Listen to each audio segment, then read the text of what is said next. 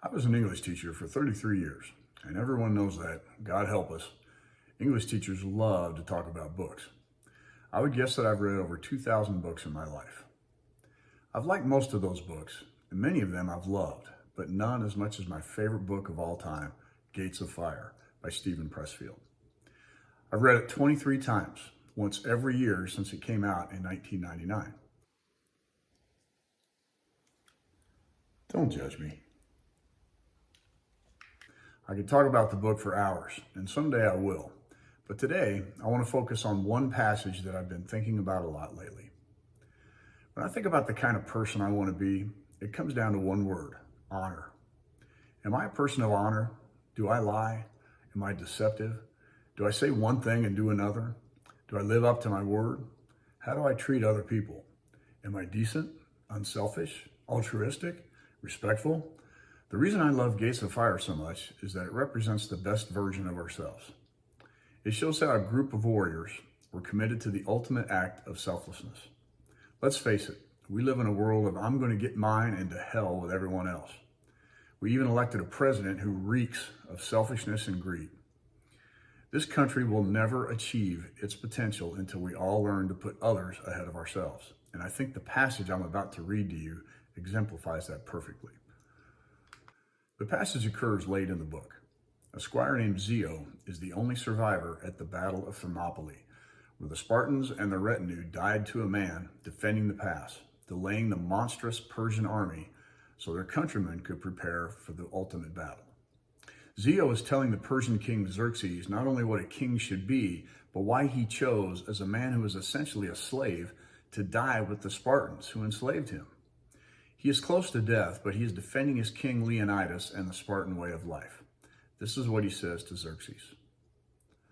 I will tell his majesty what a king is.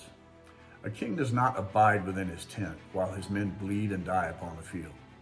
A king does not dine while his men go hungry, nor sleep when they stand watch upon the wall. A king does not command his men's loyalty through fear, nor purchase it with gold. He earns their love through the sweat of his own back and the pains he endures for their sake. That which comprises the harshest burden, a king lifts first and sets down last. A king does not require service of those he leads, but provides it to them. He serves them, not they him. That is a king, your majesty. A king does not expend his substance to enslave men, but by his conduct and example makes them free.